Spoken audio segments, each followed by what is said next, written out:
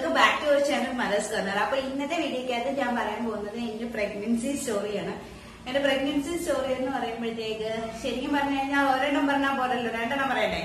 അപ്പൊ ഞാൻ അമ്മയായ കഥയാണ് ഞാൻ പറയുന്നത്. അപ്പൊ ആദ്യം തന്നെ ഇതത്ര കോംപ്ലിക്കേറ്റഡ് സ്റ്റോറി ഒന്നും അല്ല, പക്ഷെ എന്നാൽ ചിലരും ഫേസ് ചെയ്തിട്ടുള്ള ചില കാര്യങ്ങൾ ചിലപ്പോൾ ഈ സ്റ്റോറിക്കകത്തും കാണാം. അപ്പോ ആദ്യമായിട്ടാണ് ആരെങ്കിലും എന്നെ കാണുന്നതെങ്കിൽ ഞാൻ ആശ. അപ്പൊ നമ്മുടെ ചാനൽ ഇഷ്ടപ്പെട്ടാണെങ്കിൽ താഴെ കാണുന്ന സബ്സ്ക്രൈബ് ബട്ടൺ ഒന്ന് ക്ലിക്ക് ചെയ്യാൻ മറക്കാതിരിക്കുക. അതിനുശേഷം എന്ന് ബെൽ ഐക്കൺ കൂടി ഒന്ന് ക്ലിക്ക് ചെയ്തേക്കാം. അപ്പൊ നമുക്ക് വീഡിയോയിലേക്ക് കിടക്കാം. അപ്പൊ ആദ്യം തന്നെ ഞാൻ പ്രഗ്നൻസി അതായത് എന്റെ ഫസ്റ്റ് പ്രഗ്നൻസി എന്ന് പറയുന്നത് എന്റെ കല്യാണം കഴിഞ്ഞത് ഒക്ടോബർ 20, 2011 അപ്പൊ എന്റെ ഫസ്റ്റ് പ്രഗ്നൻസി കൺഫേം ചെയ്യുന്നത്, അതായത് ഞാൻ പ്രഗ്നൻസി ടെസ്റ്റ് ചെയ്യുന്നത് നവംബർ 22 അതായത് കല്യാണം കഴിഞ്ഞ് 1 മാസം കഴിഞ്ഞ് 2 ദിവസം ആയപ്പോഴാണ് ഞാൻ പ്രഗ്നൻസി ടെസ്റ്റ് ചെയ്യുന്നത്. ശരിക്കും പറഞ്ഞു കഴിഞ്ഞാൽ എനിക്ക് ഒക്ടോബർ 20 എന്റെ കല്യാണം കഴിഞ്ഞു. ഒക്ടോബർ 22 എനിക്ക് കല്യാണം കഴിഞ്ഞ് ഫസ്റ്റ് മെൻസ്ട്രേഷൻ ആയി. അപ്പം അതെല്ലാം കഴിഞ്ഞു 22 ഞാൻ ശരിക്കും പറഞ്ഞു കഴിഞ്ഞാൽ മിസ്ഡ് പീരീഡ് ആയി ഇട്ടൊന്നും അല്ല ചെക്ക് ചെയ്തത്. അതിന്റെ കാര്യം എന്താണെന്ന് വെച്ച് കഴിഞ്ഞാൽ എനിക്ക് കല്യാണം കഴിഞ്ഞ നെക്സ്റ്റ് മന്ത് അതായത് 22 എന്റെ കസിന്റെ മാരേജ് ആയിരുന്നു. അപ്പം അതുകൊണ്ട് തന്നെ എന്റെ ഹസ്ബൻഡ് അതിനിടയ്ക്ക് വെച്ച്, അതായത് കല്യാണം കഴിഞ്ഞ് ഒരു 15-20 ദിവസം കഴിഞ്ഞപ്പോഴത്തേക്ക് ബാംഗ്ലൂർക്ക് ഒന്ന് വരേണ്ടി വന്നു, ലീവ് എക്സ്റ്റെൻഡ് ചെയ്യാനൊക്കെ ആയിട്ട്. അത് കഴിഞ്ഞിട്ട് വീണ്ടും കസിന്റെ മാരേജിന് വേണ്ടി തിരിച്ചു വരികയായിരുന്നു. അപ്പം കസിന്റെ മാരേജിന് വേണ്ടി ഞാൻ എന്റെ വീട്ടിലേക്ക് വന്നു. അതിനുശേഷം ഞങ്ങള് ട്രാവൽ ചെയ്ത് ഫുള്ള് എന്റെ കസിന്റെ വീടെന്ന് എന്റെ അച്ഛന്റെ സിസ്റ്ററിന്റെ വീടാണ്. അപ്പൊ അച്ഛന്റെ സിസ്റ്ററിന്റെ വീട്ടിലോട്ട് പോകുന്ന വഴി മുഴുവൻ റോഡ് പണി ആയതുകൊണ്ട് ആകെപ്പാടെ ചളം കുളമായിട്ട് കിടക്കുക. അപ്പൊ ആ റോഡിൽ കൂടി 2 വീലറിലാണ് പോയി വരുന്നത്. അപ്പൊ അതുകൊണ്ട് തന്നെ എനിക്ക് കല്യാണം കഴിഞ്ഞ് അന്ന് ഉച്ച കഴിഞ്ഞപ്പോഴത്തേക്കും ഭയങ്കരമായിട്ട് വയറ് വേദന ഉണ്ടായി. അപ്പം അന്നേരം ഞങ്ങൾ എന്ത് ചെയ്തെന്ന് പറഞ്ഞാൽ ഞാൻ ഹസ്ബൻഡിനോട് മാത്രം പറഞ്ഞു, ഇതുപോലെ എനിക്ക് വയറിനൊരു വേദനയുണ്ട്, നമുക്ക് പ്രഗ്നൻസി ടെസ്റ്റ് ഒന്ന് ചെക്ക് നോക്കിയാലോ.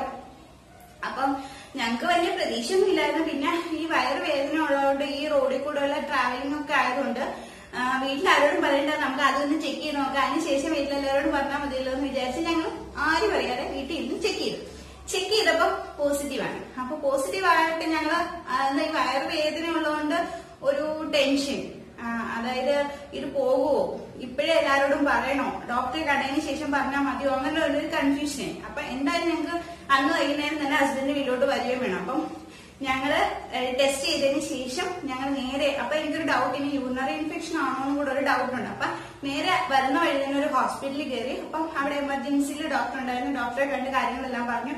യൂറിൻ ടെസ്റ്റ് ചെയ്യാൻ കൊടുത്തു. അപ്പം യൂറിൻ റുട്ടീൻ ടെസ്റ്റിംഗ് ചെയ്തു. അതിന്റെ കൂടെ ഞാൻ ഡോക്ടറോട് പറഞ്ഞു, ടെസ്റ്റ് ചെയ്തപ്പോൾ പ്രഗ്നൻസി പോസിറ്റീവ് ആണെന്ന് കണ്ടു. ആ കാര്യവും ഡോക്ടറോട് പറഞ്ഞു. അപ്പം ഞാൻ അത്ര ക്ലിനിക്കലി എക്സ്പീരിയൻസ്ഡ് ആയിട്ടുള്ള ഒരു നഴ്സൊന്നും അല്ലായിരുന്നു. അതായത് ഞാൻ പഠിച്ചിറങ്ങി ഒരു 3-4 മാസം ഞാനൊരു ഹോസ്പിറ്റലിൽ വർക്ക് ചെയ്യാൻ കയറിയിരുന്നു ബാംഗ്ലൂർ. അതിനുശേഷം എന്റെ മാരേജ് ആയിരുന്നു.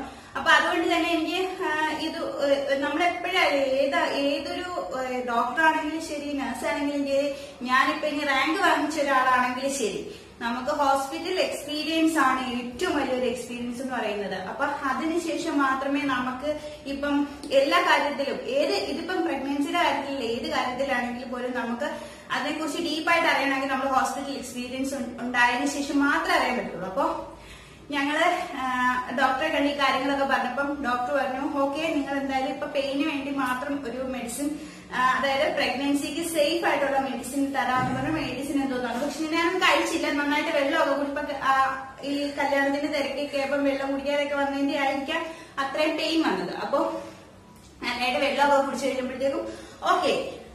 അപ്പൊ ഞങ്ങൾ നേരെ ചെന്ന് ഹസ്ബൻഡിന്റെ വീട്ടിൽ ചെന്നു. ഹസ്ബൻഡിന്റെ വീട്ടിൽ ചെന്നോണ്ടേനെ ഹസ്ബൻഡ് അമ്മയും ചേച്ചിയൊക്കെ അവിടെ ഉണ്ട്. അതായത് ഹസ്ബൻഡിന്റെ അമ്മയുടെ ചേച്ചി അങ്ങനെയുള്ളവരൊക്കെ ഉണ്ട് അവിടെ. അപ്പോ ഞങ്ങളിങ്ങനെ ചെന്നപ്പോ തന്നെ വളരെ ഹാപ്പി ആയിട്ട് എന്നാണ് ഈ കാര്യം പറയുന്നത്. കാരണം ഹസ്ബൻഡിന്റെ വീട്ടിലെ ഫസ്റ്റ് ബേബിയാണ് വരാൻ പോകുന്നത്. അപ്പം ആ ഒരു സന്തോഷം എല്ലാവർക്കും കാണാമല്ലോ. അപ്പൊ അത് ഞങ്ങൾ ഇന്ന് പറഞ്ഞപ്പോ ചിലപ്പോ ഒരു പക്ഷെ എനിക്ക് മാത്രമേ ഈ ക്വസ്റ്റ്യൻ ഫേസ് ചെയ്ത് വന്നിട്ടുള്ളൂ എന്ന് എനിക്കറിയത്തില്ല. എങ്കിൽ പോലും ചിലപ്പോ ഈ കല്യാണം കഴിഞ്ഞ് പെട്ടെന്ന് പ്രഗ്നൻസി ആകുന്ന പല ആൾക്കാരും ഫേസ് ചെയ്തിട്ടുള്ള ഒരു ക്വസ്റ്റ്യൻ ആയിരിക്കും. ചിലപ്പോ ചിലർ ചോദിച്ചിട്ടുണ്ടാവും, ചിലപ്പം നമ്മൾ കേൾക്കാതെ പറഞ്ഞിട്ടുണ്ടായിരിക്കും. എന്തോ ഞങ്ങളുടെ അടുത്ത വീട്ടിലുള്ള ഒരു ചേച്ചി, ഞാനിത് പറഞ്ഞുകൊണ്ട് തന്നെ ആ ചേച്ചി എന്നോട് ചോദിച്ചാൽ ഇത്ര പെട്ടെന്നൊക്കെ പ്രഗ്നൻസി പോസിറ്റീവ് ആണെന്ന് അറിയാൻ സാധിക്കുമോ എന്ന്. അതായത് നമ്മൾ പറയുന്ന ഒരു പക്ഷേ പുള്ളിക്കാരി എന്താ ചിന്തിച്ചതെന്ന് അറിയത്തില്ല, പക്ഷെ ഇത് കേൾക്കുന്നവർക്ക് പലതരത്തിൽ ആ ക്വസ്റ്റ്യനെ വളച്ചൊടിക്കാവുന്നതാണ് അല്ലെ. അപ്പൊ അത് കറക്റ്റ് ആയിട്ട് ആൻസർ, എനിക്കിപ്പോ അത്രയും ഒരു എക്സ്പീരിയൻസ് ഇല്ലെങ്കിലും തിയറി ആയിട്ട് നമുക്ക് കുറച്ചൊരു ബന്ധമുണ്ടല്ലോ. അപ്പം ആ അറിവ് വെച്ച് ഞാൻ ചേച്ചിയോട് പറഞ്ഞു, ചേച്ചി അതായത് ഹെൽത്തി ആയിട്ടുള്ള ഒരു പുരുഷനും സ്ത്രീയാണ്, പെട്ടെന്ന് പ്രഗ്നൻസിക്ക് ചാൻസ് ഉള്ള ഒരു സ്ത്രീ ആണെന്നുണ്ടെങ്കിൽ ഓവുലേഷൻ കഴിഞ്ഞാൽ 8 മുതൽ 12 ദിവസം മതി പ്രഗ്നൻസി ടെസ്റ്റ് ചെയ്ത് പോസിറ്റീവ് ആണോ നെഗറ്റീവ് ആണോ എന്ന് അറിയാൻ വേണ്ടിയെന്ന്. സാധാരണ അപ്പൊ ചേച്ചിയുടെ ഒരു അറിവില്ലാത്തതുകൊണ്ടായിരിക്കാം ഞാൻ അത് പറഞ്ഞു കൊടുത്തു. ഓക്കെ, അതവിടെ കഴിഞ്ഞു, എല്ലാം കഴിഞ്ഞു. അപ്പൊ ഇനി ഇതുപോലുള്ള ക്വസ്റ്റ്യൻ ആരെങ്കിലും ഫേസ് ചെയ്യുവാണെങ്കിൽ ഈ ഒരു ആൻസർ പറഞ്ഞാൽ മതി കേട്ടോ. അപ്പോ അതിനുശേഷം ഞങ്ങൾ ബാംഗ്ലൂർക്ക് പോയി. അപ്പം ഇതിനിടയ്ക്ക് വെച്ച് ഞങ്ങള് നാട്ടില്, എന്റെ ഹസ്ബൻഡിന്റെ നാട് കരുനാപ്പള്ളിയാണ്. അപ്പൊ കരുനാപ്പള്ളി തന്നെ ഒരു ഹോസ്പിറ്റലെല്ലാം കാണിച്ചതിന് ശേഷം ഞങ്ങള് ഹസ്ബൻഡിന്റെ കൂടെ ഞാൻ ബാംഗ്ലൂർക്ക് വരികയാണ്. ബാംഗ്ലൂർ വന്ന് ഞങ്ങള് ഫസ്റ്റ് ഒരു 2 ആഴ്ച ഞങ്ങൾ വീട് ശരിയായില്ല. അപ്പം ഞങ്ങൾ താമസിച്ചത് ഹസ്ബൻഡ് നേരത്തെ താമസിച്ചിരുന്ന ഫ്രണ്ട്സിന്റെ കൂടെ തന്നെ, അവിടെ വലിയൊരു വീടായിരുന്നു. അപ്പൊ ആ വീട്ടിലായിരുന്നു ഞാൻ താമസിച്ചിരുന്നത്. അങ്ങനെ ഞങ്ങൾ അവിടെ താമസിച്ചുകൊണ്ട് വീടൊക്കെ റെഡിയായി. അപ്പൊ എപ്പോഴും ഞാൻ പ്രഗ്നന്റും കൂടെ ആയതുകൊണ്ട് ആ ഒരു സെക്യൂരിറ്റി കൂടെ നമ്മൾ നോക്കണമല്ലോ. അപ്പൊ ഹസ്ബൻഡ് ഫ്രണ്ട്സ് മിക്കവാറും എല്ലാവരും നഴ്സസ് ആയിരുന്നു, അതും നല്ല എക്സ്പീരിയൻസ്ഡ് ആയിട്ടുള്ള നഴ്സസ് ആയിരുന്നു. അപ്പൊ അവരുടെ വീടിനോട് അടുത്തുള്ള ഒരു വീട് വേണം, കാരണം ഹസ്ബൻഡ് കുറച്ച് ദൂരെയാണ്. അതായത് ബാംഗ്ലൂർ ഉള്ളവർക്കറിയാം, ബാംഗ്ലൂർ ബൊമ്മനേലി എന്ന് പറഞ്ഞ സ്ഥലത്താണ് ഞങ്ങൾ താമസിച്ചിരുന്നത്. ഹസ്ബൻഡ് വർക്ക് ചെയ്തിരുന്ന ഹെബ്ബാൾ എന്ന് പറഞ്ഞ സ്ഥലത്താണ്. പക്ഷെ കമ്പനി ട്രാൻസ്പോർട്ട് ഉള്ളതുകൊണ്ട് ട്രാൻസ്പോർട്ടേഷൻ വല്ല ഇഷ്യൂ ആയിട്ട് തോന്നിയില്ല. പിന്നെ 2-2.5 മണിക്കൂറും പിന്നെ ബാംഗ്ലൂരിലെ ട്രാഫിക് ആകുമ്പോൾ നമുക്ക് പറയാൻ പറ്റില്ല. അങ്ങനെ ഒരു ട്രാവലിംഗ് കൂടെ ആയതുകൊണ്ട് പിന്നെ കുറച്ചുകൂടെ മലയാളികൾ കുറച്ചുകൂടെ കൂടുതൽ താമസിക്കുന്ന സ്ഥലമാണ് ബൊമ്മനേലി എന്ന് പറയുന്ന സ്ഥലം. എനിക്ക് കുറച്ചുകൂടെ ഫെമിലിയർ ആയിട്ടുള്ള സ്ഥലവും ബൊമ്മനേലിയാണ്. അപ്പൊ അങ്ങനെ വീടെടുത്തു, താമസമായി. ഞങ്ങള് അവിടുത്തെ ഡോക്ടറെയൊക്കെ കൺസൾട്ട് ചെയ്യാൻ തുടങ്ങി. അപ്പൊ ഈ പ്രഗ്നൻസി ആദ്യമായിട്ട് പ്രഗ്നന്റ് ആകുന്നവർക്ക് ഉണ്ടാകുന്ന എല്ലാ സംശയവും എനിക്കും ഉണ്ടായിരുന്നു. അതായത് എന്തൊക്കെ ആഹാരം കഴിക്കണം, എന്തൊക്കെ ആഹാരം കഴിക്കരുത്, അങ്ങനെയുള്ള എല്ലാ സംശയം ഉണ്ടായിരുന്നു. അപ്പൊ അന്ന് ഞാൻ പറഞ്ഞല്ലോ പഠിച്ചിറങ്ങി ഒരു 4 മാസം ഞാൻ ഒരു ഹോസ്പിറ്റലിൽ വർക്ക് ചെയ്തു. അപ്പൊ ആ ഹോസ്പിറ്റലിൽ തന്നെയാണ് ഞാൻ കൺസൾട്ടേഷന് പോകുന്നത്. അപ്പൊ അവിടെയുള്ള സ്റ്റാഫിനെയൊക്കെ എനിക്ക് അറിയാം, ഡോക്ടറെ. അപ്പം ഡോക്ടർക്ക് അറിയാം ഞാൻ അവിടെ വർക്ക് ചെയ്തിരുന്നായിരുന്നു. അപ്പൊ ആ ഒരു എന്തോന്നും നമുക്ക് കാണുമല്ലോ, ഒരു ഫ്രീഡം. അപ്പം ഞാൻ അവിടെ ഡോക്ടറെ കാണിച്ചു. അപ്പൊ ഡോക്ടറോട് ഞാൻ ചോദിച്ചു, ഡോക്ടർ ഇതുപോലെ എന്തൊക്കെ കഴിക്കാന്നൊക്കെ. അപ്പൊ ഡോക്ടർ എന്നോട് പറഞ്ഞു, നിനക്ക് എന്ത് വേണം അതെല്ലാം കഴിച്ചോളാൻ പറഞ്ഞു. അപ്പൊ നമുക്കൊരു പേടിയുണ്ടല്ലോ, പൈനാപ്പിൾ കഴിക്കണം, അത് കഴിക്കണം, ഇത് കഴിക്കണം. അപ്പൊ ഡോക്ടർ പറഞ്ഞ അങ്ങനെയുള്ള ഇഷ്യൂസ് ഒന്നും ഇല്ല, നിനക്ക് എന്ത് വേണോ അതെല്ലാം കഴിച്ചോ. പക്ഷെ ഞാൻ സ്വയമായിട്ട് കുറച്ച് നിയന്ത്രണങ്ങളൊക്കെ വരുത്തിയിട്ടോ. ഞാൻ അങ്ങനെയുള്ള സാധനങ്ങളൊന്നും കഴിച്ചില്ല. പിന്നെ അതിനുശേഷം സ്കാനിങ് ഒക്കെ ചെയ്ത് എല്ലാം ഓക്കെയാണ്. എന്റെ ഫസ്റ്റ് പ്രഗ്നൻസിയിൽ അങ്ങനെ പ്രത്യേകിച്ച് ഒന്നും തന്നെ പറയാനില്ലെന്ന് പറയാം, കാരണം എനിക്ക് യാതൊരു തരത്തിലുള്ള സിംറ്റംസ് ഇല്ലായിരുന്നു. അങ്ങനെ പുതിയ വീട്ടില് വിട്ട് മാറിയപ്പോ അവിടുത്തെ ഹൗസ് ഓണർ മലയാളിയായിരുന്നു. അപ്പൊ അവർക്കറിയാം കുറച്ചുകൂടെ നമുക്ക് എന്തെങ്കിലും ഒരു ആവശ്യം ഉണ്ടെങ്കിലും എന്തെങ്കിലും ഇടയ്ക്കിടയ്ക്ക് വന്ന് ചോദിക്കും എന്തെങ്കിലും പ്രശ്നമുണ്ടോ എന്നൊക്കെ. അപ്പൊ എല്ലാം കൊണ്ടും വളരെ സേഫ് ആയിട്ടുള്ള ഒരു പ്രഗ്നൻസി ആയിരുന്നു. 7-ാം മാസം ഞാൻ നാട്ടിൽ പോയി. നാട്ടിൽ ചെന്ന് നാട്ടില് കായംകുളത്ത് ഹോസ്പിറ്റലായിരുന്നു കാണിച്ചത്. അപ്പൊ അങ്ങനെ കൺസൾട്ടേഷന് പോയിക്കൊണ്ടിരിക്കുന്ന സമയത്ത് 37 വീക്സ് ആയപ്പോഴത്തേക്ക് എനിക്ക് നോർമൽ കൺസൾട്ടേഷന് ഞാൻ ചെന്നതാണ്. അപ്പൊ 36 വീക്സ് ആയപ്പോഴേ ഞാൻ ബാഗ് ഒക്കെ പ്രിപ്പയർ ചെയ്ത് വെച്ചു. അപ്പൊ എല്ലാം ഓക്കെയാണ്, എപ്പം പെയിൻ വരുന്നു അപ്പം പോയാൽ മതി. അപ്പം എനിക്ക് അതിന് മുമ്പ് 8-ാം മാസത്തില് ഓരോ ഫോഴ്സ് പെയിൻ ഉണ്ടായി. അപ്പൊ ഫോഴ്സ് പെയിൻ ഉണ്ടായി ഒരു ദിവസം എനിക്ക് ഹോസ്പിറ്റലിൽ അഡ്മിറ്റ് ആകേണ്ടി വന്നു. അതിനുശേഷം ഡിസ്ചാർജ് ആയി വീട്ടിൽ വന്നു, എല്ലാം ഓക്കെ ആയി. അപ്പൊ ഞാൻ പിന്നെ 37 വീക്സിൽ ഇതുപോലെ കൺസൾട്ടേഷന് പോയി. ചെക്ക് ചെയ്തപ്പോ ഡോക്ടർ പറഞ്ഞു PV ചെയ്തു. അന്ന് ഒട്ടും പ്രതീക്ഷിക്കാതെ, എന്നോട് PV ഒന്നും പറഞ്ഞിട്ടില്ലായിരുന്നു. പക്ഷെ അന്ന് ചെന്ന് ഡോക്ടർ PV ചെയ്തപ്പോ ഡോക്ടർ പറഞ്ഞു ഇനി പോവണ്ട, അഡ്മിറ്റ് ആയിക്കോളൂ എന്ന് പറഞ്ഞു. ഭാഗ്യത്തിന് അന്ന് ഞങ്ങൾ പോയപ്പോഴത്തേക്ക് എല്ലാ സാധനങ്ങളൊക്കെ ആയിട്ടായിരുന്നു പോയത്.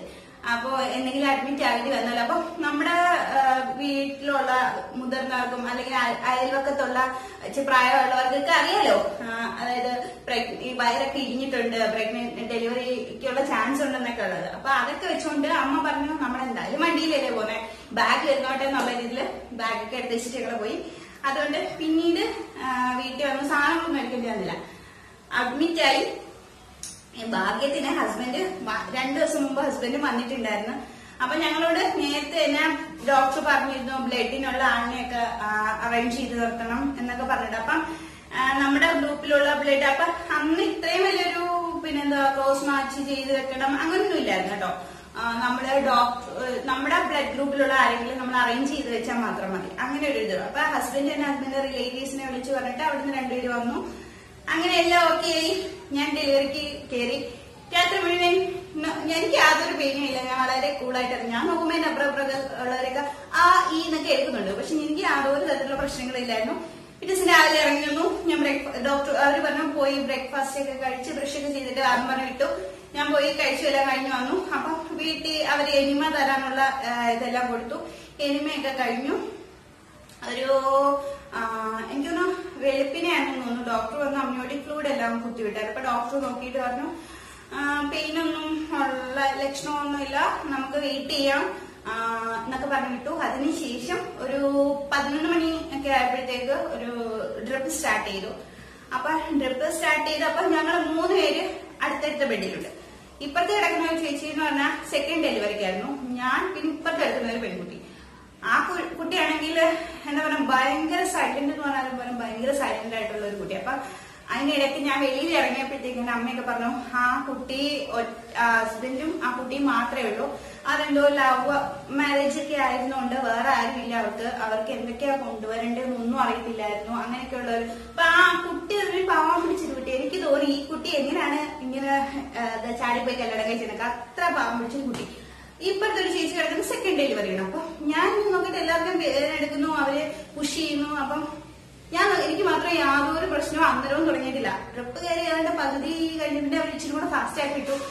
അപ്പൊ ചെറുതായിട്ട് വേദന വന്നു തുടങ്ങി. വേദന വന്നു തുടങ്ങിയപ്പോഴത്തേക്കാണ് അയ്യോ ആദ്യം ആ വേദന അങ്ങോട്ട് ചെറുതായിട്ട് സ്റ്റാർട്ട് ചെയ്തപ്പോഴേ ഞാൻ വിചാരിച്ചു ഇപ്പൊ പ്രസവിക്കുന്നു. എവിടുന്ന് ആ ചേച്ചിയാണ് ആദ്യം പ്രസവം. ചേച്ചിയാണെങ്കിൽ അങ്ങ് ഭയങ്കര കരച്ചിലെന്ന് പറഞ്ഞാലും പോലെ ഭയങ്കര കരച്ചില്. അത് കഴിഞ്ഞ് ആ ചേച്ചിയുടെ ഡെലിവറി ആയിരുന്നു, ആൺകുട്ടി. ഒരു 5 മിനിറ്റ്സ് കഴിഞ്ഞപ്പോഴത്തേക്ക് ഇപ്പുറത്ത് ആ പെൺകുട്ടിക്ക് പെയിൻ സ്റ്റാർട്ട് ചെയ്തു. അതും ഡെലിവറി, അതും ആൺകുട്ടി. മൂന്നാമത്തത് ഞാനാണ്. അപ്പോഴത്തേക്ക് എനിക്ക് ഏകദേശം പെയിനൊക്കെ ഇങ്ങനെ കൊടുമ്പിരി കൊണ്ടുവന്നു. എനിക്ക് പെട്ടെന്നാണ് പെയിൻ കയറി വരുന്നത്. അപ്പൊ പക്ഷെ ഡോക്ടർ വന്ന് നോക്കിയിട്ട് ഡോക്ടർ പറഞ്ഞു, ഡോക്ടറും സിസ്റ്റേഴ്സ് എല്ലാം പറഞ്ഞു ഇപ്പം നടക്കത്തില്ലായിരിക്കും. എന്നോട് പറഞ്ഞു ഇപ്പോഴും പുഷ് ചെയ്യണ്ട, വെയിറ്റ് ചെയ്യുന്നൊക്കെ പറഞ്ഞു. പക്ഷെ ഞാൻ ആരാ കൂടെ, ഞാൻ ആ പെയിൻ വരുമ്പോഴത്തേക്ക് നല്ലതായിട്ടൊക്കെ പുഷ് ചെയ്തു. എനിക്ക് അറിയത്തില്ലല്ലോ എന്നാലും ഡോക്ടർ പറയണ്ട, നഴ്സുമാര് പറയണ്ട വെയിറ്റ് ചെയ്യും. എന്നിട്ട് എന്നോട് പറഞ്ഞു, ഞാൻ പറഞ്ഞു അയ്യോ എനിക്ക് പേനോണ്ട് വയ്യ എന്ന് പറഞ്ഞപ്പോ എന്നോട് ഞാൻ അത്ര അതൊന്നും കരഞ്ഞു പഠിച്ചില്ല. അപ്പൊ ഞാൻ അങ്ങനെ പറഞ്ഞ സമയത്ത് എന്നോട് ആ സിസ്റ്റർ പറഞ്ഞ നേഴ്സല്ലേ, അപ്പൊ അറിയാമല്ലോ ഇങ്ങനെയൊക്കെ പെയിൻ ഉണ്ടാകും എന്ന്. അപ്പൊ ഞാൻ പറഞ്ഞു പക്ഷെ ഞാൻ നേരത്തെ ഡെലിവറി ആയിട്ടില്ലല്ലോ, അല്ല എന്റെ ഫസ്റ്റ് ഡെലിവറി അല്ലേ, അപ്പൊ അതിന്റെ എക്സ്പീരിയൻസ് ഇല്ലല്ലോ. അപ്പൊ അതുകൊണ്ട് പെയിൻ എത്രത്തോളം ഉണ്ടെന്ന് എനിക്ക് അറിയത്തില്ലല്ലോ. നഴ്സാണെന്ന് പറഞ്ഞ പെയിൻ എത്രത്തോളം ഉണ്ടെന്ന് അറിയണമെന്നില്ലല്ലോ എന്ന് പറഞ്ഞു. ആ വേദനയുടെ ഇടയ്ക്കാണ് ഞാനിത് പറഞ്ഞു നോക്കണം. അതിനുശേഷം എന്തായാലും ഞാൻ എന്താ പറയാ വേദന വന്ന സമയത്ത് നന്നായിട്ട് പുഷ് ചെയ്തു. എന്തായാലും ഡോക്ടർക്ക് നന്നായിട്ട് അറിയാം. ഞാൻ നേഴ്സായിരുന്നു, ഞാനായിട്ട് നന്നായിട്ട് വർത്തനം. നല്ലൊരു ഡോക്ടറാണ്, നല്ല എന്താ പറയാ നമ്മുടെ കാര്യങ്ങളെല്ലാം നമുക്ക് വിശദമായിട്ട് സംസാരിക്കാൻ പറ്റുന്ന ഒരു ഡോക്ടറായിരുന്നു. അപ്പം പുള്ളി പറഞ്ഞു ആശ നന്നായിട്ട് പുഷ് ചെയ്തു, കുഞ്ഞു വരുന്നുണ്ട്. അപ്പം പെട്ടെന്ന് പ്രതീക്ഷിക്കാതെയാണ് പെട്ടെന്ന് ഡെലിവറി. ആ ഡെലിവറി കഴിഞ്ഞു. അപ്പം എനിക്കും ആൺകുട്ടി. അപ്പൊ ഞങ്ങള് 3 പേര് അടുപ്പിച്ചടുപ്പിച്ച് 5 മിനിറ്റ് ഇടവിട്ട് ഡെലിവറി ആയി. 3 പേർക്കും ആൺകുട്ടിയുടെ. അപ്പൊ ഡെലിവറി കഴിഞ്ഞു. സ്റ്റിച്ച് ഇട്ടോണ്ടിരിക്കുക ഡോക്ടർ. അപ്പൊ അവസാനത്തെ സ്റ്റിച്ച് വന്നപ്പോഴത്തേക്ക് എനിക്ക് വേദനിച്ചാണ് എടുത്തപ്പോ ഡോക്ടർ പറഞ്ഞു പക്ഷെ ഇത് ലാസ്റ്റ് സ്റ്റിച്ചാണ് എന്ന് പറഞ്ഞു. അപ്പൊ നമുക്കും എന്താ പറയാ ഡോക്ടർ ഇപ്പൊ ആണാണോ പെണ്ണാണോ ഡോക്ടർ എന്നുള്ളതല്ല, നമ്മൾ എത്രത്തോളം കംഫർട്ടബിൾ ആണ് എന്നുള്ളതാണ്. അപ്പൊ ഫസ്റ്റ് ഡെലിവറി അത്ര വളരെ ഈസി ആയിട്ടുള്ള ഡെലിവറി ആയിരുന്നു. എന്നാൽ ഡെലിവറി കഴിഞ്ഞുള്ള ദിവസങ്ങൾ അത്ര സുഖകരമായിരുന്നില്ല. കാരണം ഞാൻ പറഞ്ഞല്ലോ നമ്മള് തിയററ്റിക്കലായിട്ട് നമ്മൾ കുറെ കാര്യങ്ങൾ പഠിക്കുന്നില്ലാതെ നഴ്സിംഗിന് നമ്മളൊരു എക്സ്പീരിയൻസ് ആണെങ്കിലും നമ്മൾ ആ ഒരു ഡിപ്പാർട്ട്മെന്റിലും ഒക്കെ ആയിട്ട് കുറെ വർക്ക് ചെയ്ത് വരുമ്പോഴേ നമുക്ക് ആ ഒരു ഇതുമായിട്ട് കുറച്ചുകൂടെ ഒക്കെ എന്താ പറയാ നമ്മൾ ഡീറ്റെയിൽ ആയിട്ട് മനസ്സിലാക്കത്തുള്ളൂ. അപ്പം എന്റെ ഡെലിവറി കഴിഞ്ഞതിന് ശേഷം എനിക്ക് കുഞ്ഞിന് പൊക്കിള് പഴുത്തായിരുന്നു. അപ്പം അത് എന്താണ് റീസൺ എന്നൊന്നും അറിയില്ല. പെട്ടെന്ന് ഇങ്ങനെ അത് വീട്ടിലൊക്കെ വന്നതിന് ശേഷമായിരുന്നു എന്തോ ചെറിയ ഇൻഫെക്ഷൻ എന്തോ ഉണ്ടായതാണ്. അപ്പൊ അതിന് കുഞ്ഞ് നല്ല കരച്ചില്, അതിന്റെ കൂടെ അതിനേക്കാൾ വലിയൊരു വേദന എനിക്ക്. അതായത് നിപ്പിൾ രണ്ടും ക്രാക്ക് ആയിട്ട് കുഞ്ഞ് പാല് വലിച്ചു കുടിച്ച സമയത്ത്, അതായത് കുഞ്ഞ് ഈ വേദന ഉള്ളതുകൊണ്ടായിരിക്കും നമ്മൾ എത്ര നന്നായിട്ട് പാല് കൊടുക്കാൻ ശ്രമിച്ചാലും അവൻ ആ ഒരു പൊസിഷനിൽ നിന്ന് മാറിപ്പോയിട്ട് നമുക്ക് എത്ര വേദന എടുത്താലും കുഞ്ഞ് പാല് കുടിച്ചോട്ടെ എന്ന് വിചാരിച്ചു. പക്ഷെ എനിക്ക് പിന്നെ എപ്പോഴും ക്രാക്കായിട്ട് ഒരു സമയത്ത് എനിക്ക് വേദന കൊണ്ട് സഹിക്കാമായിരുന്നു. ഞാൻ കൈ വെച്ചിട്ട് വലിച്ചെടുത്തപ്പോഴത്തേക്കും നെപ്പിള് പൊട്ടിയിട്ട് ഉള്ളിൽ നിന്ന് മാംസം വെളിയിലോട്ട് വന്ന് ചോരയായിട്ടിരിക്കുന്നു. കുഞ്ഞിന്റെ വായിൽ വരെ ചോര. അയ്യോ, കുഞ്ഞിന്റെ വേദന കൊണ്ട് അവൻ കരയുന്നു, എന്റെ വേദന കൊണ്ട് എനിക്ക് സഹിക്കാൻ പോയി. അത്ര ഒരു ഇതായിരുന്നു കുറച്ച് ദിവസത്തേക്ക്. അതിന്റെ കൂടെ എനിക്ക് ഈ പറഞ്ഞ പോലെ ഞാൻ അന്ന് അഡ്മിറ്റ് ആയിരുന്ന ഹോസ്പിറ്റലിൽ നമ്മളെ പ്രൈവറ്റ് വാർഡും അങ്ങനെ എല്ലാം എടുത്തിട്ടുണ്ടെങ്കിൽ നമുക്ക് എപ്പോഴും ചൂടുവെള്ളം ഒന്നും കിട്ടില്ല. അപ്പൊ നമ്മൾ ബാത്റൂമിൽ പോയി സ്വാഭാവികമായിട്ട് നമ്മൾ തണുത്ത വെള്ളം, അതായത് പച്ചവെള്ളം യൂസ് ചെയ്തിട്ട് എനിക്ക് സ്റ്റിച്ച് പഴുക്കുകയും ചെയ്തു. അപ്പൊ ഇരിക്കാനും വയ്യ, ഒന്നും പറ്റാത്ത ഒരവസ്ഥ. അപ്പൊ അതാണ് ഞാൻ എപ്പിസോഡമി കെയറിനകത്ത് ഞാൻ ഒരു വീഡിയോ ഞാൻ നേരത്തെ ഇട്ടപ്പെട്ടു. അതിനകത്ത് ഞാൻ ചെയ്ത കാര്യങ്ങൾ ഞാൻ അതിനകത്ത് പറഞ്ഞിട്ടുള്ളത്. അപ്പൊ ആ ഒരു എല്ലാ ഒരു വേദനയും കൂടെ കുറച്ച് ദിവസം ഭയങ്കര ബുദ്ധിമുട്ടായിരുന്നു. അതിനുശേഷം ഞാൻ പറഞ്ഞു, ഇനി ഞാൻ പ്രസവിക്കുന്നില്ല, എനിക്ക് വയ്യ ഇത്രയും വേദന സഹിക്കാനെന്നൊക്കെ പറഞ്ഞു. അതിനുശേഷം അപ്പൊ അമ്മയൊക്കെ പറഞ്ഞു, അയ്യോ ഞങ്ങളൊക്കെ വെച്ച് നോക്കുകയാണെങ്കിൽ അത്ര വലിയ കുഴപ്പമില്ല, അങ്ങനെയാണ് ഇങ്ങനെയാണെന്നൊക്കെ സ്വാഭാവികമായി നമ്മുടെ വീട്ടിലുള്ളവരൊക്കെ പറയില്ല. അപ്പൊ എന്നെ നോക്കാൻ നിന്ന അമ്മ എന്നോട് പറഞ്ഞു, മോളെ ഇനി നീ അടുത്ത ഡെലിവറിക്ക് വേണ്ടി തയ്യാറെടുക്കുന്ന സമയത്ത് ഈ കാര്യങ്ങളൊക്കെ പ്രത്യേകം ശ്രദ്ധിക്കണം. നിപ്പിൾ കെയർ നമ്മള് പ്രഗ്നൻസി സ്റ്റാർട്ടായി കുറച്ചു നാൾ കഴിയുമ്പോഴേ നിപ്പിൾ കെയർ സ്റ്റാർട്ട് ചെയ്യണം, അങ്ങനെ ഇങ്ങനെയെല്ലാം പറഞ്ഞു തന്നു. അപ്പൊ നമ്മള് പഠിച്ച അറിവല്ല, അതിൽ കൂടുതൽ അറിവ് നമ്മുടെ വീട്ടിലുള്ള സാധാരണ ആൾക്കാർക്കും അതുപോലെ നമ്മുടെ അടുത്തുള്ള പ്രായമായവർക്കും അറിയാം. നമ്മള് അതൊക്കെ ഒന്ന് ചെവിക്കൊള്ളണം എന്ന് മാത്രം. അപ്പം അങ്ങനെ എന്റെ ഫസ്റ്റ് ഡെലിവറി എല്ലാം കഴിഞ്ഞു. ആ 28 കെട്ടിന് മുമ്പായിട്ട് എനിക്ക് വേറൊരു കുഴപ്പം വന്നു. അതായത് എന്റെ ശരീരം മുഴുവൻ ചൊറിച്ചിൽ എന്ന് പറഞ്ഞാൽ പോലെ അന്യായ ചൊറിച്ചില്. അതെന്തോ ഹോസ്പിറ്റലിൽ നിന്ന് ചെറിയൊരു ഇൻഫെക്ഷൻ എന്റെ ശരീരത്തായിട്ടായിരുന്നു. പക്ഷെ നമ്മള് വിചാരിച്ചു നമ്മൾ ചെയ്ത എന്തെങ്കിലും പ്രശ്നം കൊണ്ടായിരിക്കാം, അങ്ങനെയൊക്കെ ഇരുന്നു. നമ്മള് നാട്ടു പച്ചമരുന്നൊക്കെ വെച്ചു, കുളിച്ചൊക്കെ നോക്കി, എന്നിട്ടൊന്നും പറയുന്നില്ല. അവസാനം ഹോസ്പിറ്റലിൽ പോയി ഇഞ്ചക്ഷൻ ഒക്കെ എടുത്തു കഴിഞ്ഞപ്പോ അത് മാറി. അപ്പൊ ഇതാണ് എന്റെ ഫസ്റ്റ് ഡെലിവറി സ്റ്റോറി. ഇനി സെക്കൻഡ് ഡെലിവറി എന്ന് പറയുന്നത് ഞാൻ കൊൽക്കത്തയിൽ വർക്ക് ചെയ്തിരുന്ന സമയത്താണ്. അതായത് ഞാൻ കൊൽക്കത്തയിൽ വർക്ക് ചെയ്തിരുന്ന സമയത്ത് ഞാൻ വർക്ക് ചെയ്തിരുന്ന ഹോസ്പിറ്റൽ എന്ന് പറഞ്ഞാൽ സ്റ്റാർട്ടിംഗ് ആയിരുന്നു. അപ്പൊ സ്റ്റാർട്ടിംഗ് ആയിരുന്നുകൊണ്ട് തന്നെ അവിടുത്തെ ഫസ്റ്റ് കുറച്ചു അധികം പേഷ്യൻസ് ഒക്കെ ഉണ്ടായിരുന്നു, അത്യാവശ്യം കുഴപ്പമില്ല, നല്ല സ്റ്റാഫും. അപ്പൊ ആ സമയത്ത് വേറൊരു വലിയൊരു ഹോസ്പിറ്റലുമായിട്ട് കൊളാബറേറ്റ് ആയിട്ടായിരുന്നു വർക്ക് ചെയ്തുകൊണ്ടിരുന്നത്. അതിനുശേഷം ആ ഹോസ്പിറ്റൽ വിട്ടുപോയി കഴിഞ്ഞപ്പോ ഈ ഹോസ്പിറ്റൽ മാത്രമായി കഴിഞ്ഞപ്പോ അവർക്ക് കുറച്ചുകൂടെ സ്റ്റാഫ് അധികമായിട്ട് വന്നു. അപ്പൊ അങ്ങനെ കുറെ സ്റ്റാഫിനെയൊക്കെ പറഞ്ഞു വിടായിരുന്നു. അവർക്ക് സാലറിയുടെ പ്രശ്നമൊക്കെ ആയപ്പോഴത്തേക്ക് അങ്ങനെ വന്നപ്പോഴത്തേക്ക് ഞാനും ഹോസ്പിറ്റൽ വിട്ട് വേറൊരു ഹോസ്പിറ്റലിലോട്ട് മാറി. അപ്പൊ ആ ഹോസ്പിറ്റലിലോട്ട് മാറിയ സമയത്ത് ഒരു 2 ആഴ്ച ഞാൻ പോയി കഴിഞ്ഞപ്പോഴത്തേക്ക് ഇതുപോലെ എന്റെ കൂടെ വർക്ക് ചെയ്തിരുന്നു, മറ്റേ ഹോസ്പിറ്റലിൽ തന്നെ വർക്ക് ചെയ്തിട്ട് ഈ ഹോസ്പിറ്റലിൽ കയറിയ എന്റെ കൂട്ടുകാരിക്ക് പ്രഗ്നൻസി, അവർക്ക് ഫസ്റ്റ് പ്രഗ്നൻസി ആയിരുന്നു, പ്രഗ്നൻസി പോസിറ്റീവ് ആണെന്ന് പറഞ്ഞോളൂ എന്നോട്.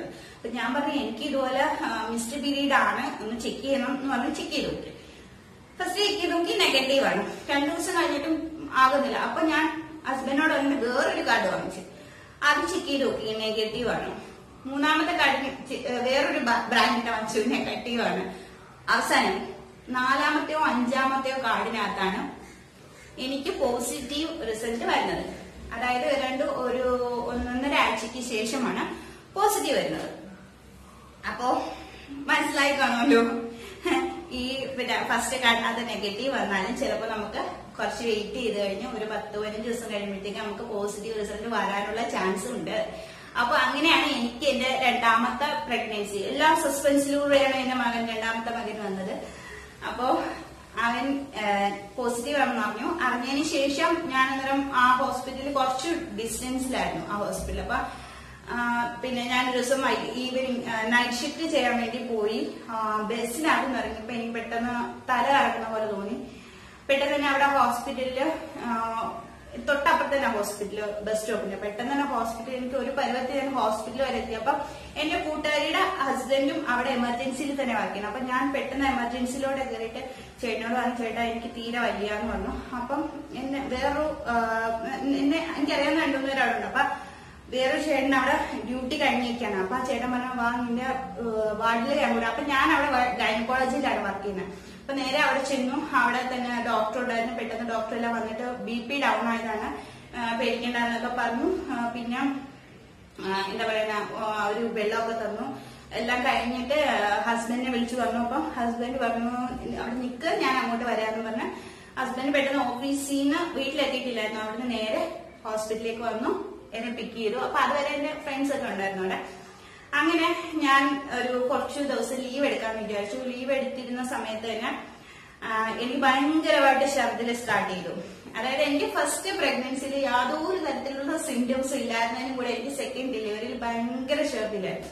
ഛർദിൽ എന്ന് പറഞ്ഞാൽ വെള്ളം പോലും കുടിക്കാൻ പറ്റത്തില്ല, അത്ര ഛർദില്. അങ്ങനെ ഞാൻ അന്നേരം ഹോസ്പിറ്റലിൽ ആദ്യം എന്റെ കൂട്ടുകാരെ കാണിച്ചത് ഞങ്ങൾ വർക്ക് ചെയ്യുന്ന ഹോസ്പിറ്റലിൽ തന്നെയാണ്. പക്ഷെ ഞാൻ അതിനു മുമ്പ് വർക്ക് ചെയ്ത ഹോസ്പിറ്റലാണ് ഞാൻ കാണിച്ചത്. അപ്പൊ അവിടുത്തെ ഡോക്ടറെ എനിക്ക് അറിയാവുന്നതുകൊണ്ട്, ഗൈനക്കോളജി ഡോക്ടറെ എനിക്ക് അറിയാവുന്നതുകൊണ്ട് ഞാൻ ആ ഹോസ്പിറ്റലിൽ തന്നെ ഡോക്ടറെ കാണിച്ചിട്ട് അപ്പം ഇതുപോലെ ഛർദിലുണ്ടെന്ന് പറഞ്ഞപ്പോ ഡോക്ടർ എനിക്ക് പേഴ്സണൽ നമ്പർ തന്നിട്ടുണ്ട്, എന്തായാലും മെസ്സേജ് ചെയ്താൽ മതി എന്ന് പറഞ്ഞു. അപ്പൊ എനിക്ക് ഇതുപോലെ ഭയങ്കര ഛർദിലാന്ന് പറഞ്ഞു. ഡോക്ടർ പറഞ്ഞു നീ ഒരു കാര്യം ചെയ്യുക, ഹോസ്പിറ്റലിലോട്ട് പോകാൻ പറഞ്ഞു. അങ്ങനെ ഞാൻ എന്റെ നേരത്തെ വർക്ക് ചെയ്തിരുന്ന ഹോസ്പിറ്റൽ, അപ്പൊ അവിടെ എല്ലാവരെയും എനിക്ക് അറിയാവുന്നതുകൊണ്ട് തന്നെ അവിടെ ചെന്നപ്പോഴത്തേക്ക് അപ്പോഴെല്ലാരും അറിഞ്ഞു പ്രഗ്നൻസി ആണെന്നൊക്കെ. അപ്പൊ ആദ്യം ചെന്നപ്പോ ഞാൻ ആരെയും കണ്ടില്ലായിരുന്നു. അപ്പൊ എല്ലാരും കണ്ടു. അപ്പൊ ഡോക്ടേഴ്സ്, എമർജൻസി ഡോക്ടേഴ്സ്, അവിടെ എല്ലാരും ഭയങ്കരമായിട്ട് പിന്നെ എന്ത് പറ്റി എന്ന് ചോദിച്ചാൽ എല്ലാരും വന്നു. അപ്പൊ ഞാൻ ഈ ഇടയ്ക്കിടയ്ക്ക് അതുമായിട്ട് റിലേറ്റഡ് ആയിട്ടുള്ള ഫോട്ടോസ് ഉണ്ടെങ്കിൽ എന്റെ ഇടയ്ക്കിടാക്കാം. അപ്പോഴത്തേക്ക് ഞാൻ ആകെപ്പാടെ ഈ ഒരു അവസ്ഥയൊന്നുമല്ല, വളരെ കാരണം നമ്മള് ഡ്യൂട്ടിക്ക് പോകുന്ന സമയത്തുണ്ടാകുന്ന ഒരു